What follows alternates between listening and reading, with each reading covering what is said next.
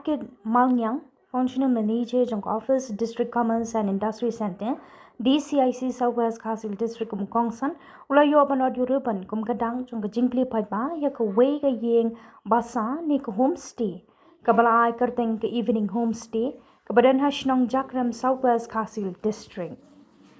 Kani ke Evening Homestay, Kadai Jong Uba Evening Star Karlingdo, Nakshnong Jakrem ha kabang nashnai kani ha ka jingmang pisa ka ba shpolak tingka lingbak scheme Prime Minister Employment Generation Program PMEGP na pok office jong District Commerce and Industry Center DCIC Southwest Castle District batna ka tourism office Southwest Castle District ha kani ke Evening Homestay kidanat kali ki kamrat hiya ki bala biang ru ki jaka let shabar bat jaka sum bat ka dan ru ya ka kamera shed bat kamera bam kinu ki bakwa ban wan samit kila banai jingtip lingba da ka bakin phone hau number prahnyo prakhandai lai sau private ki bledon lang ha kani kisni kilong uba tourism officer Jongka Southwest Castle District Uba L Karpomtia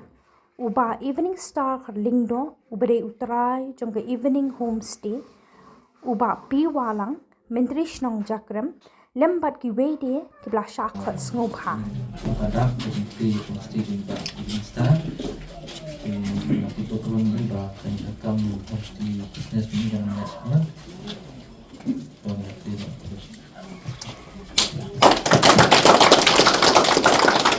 ka homestay kala deb yang ang nepo Jakrem kabare jong ba Evening Star Kalindo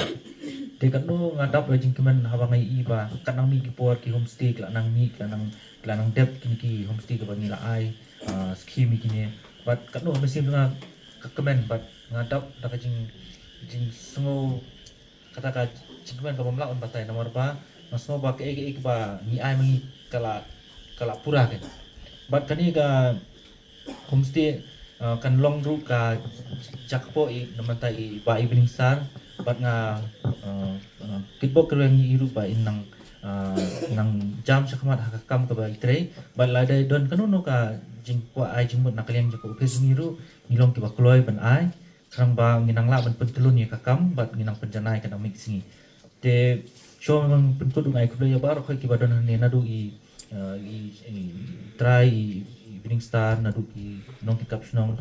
asar na DCIC Bah Arkit bat kumjuru baro khoi kini ba paitbah badon kani ko te kreatif ya pi baro te tang ni kini baknya koi sibon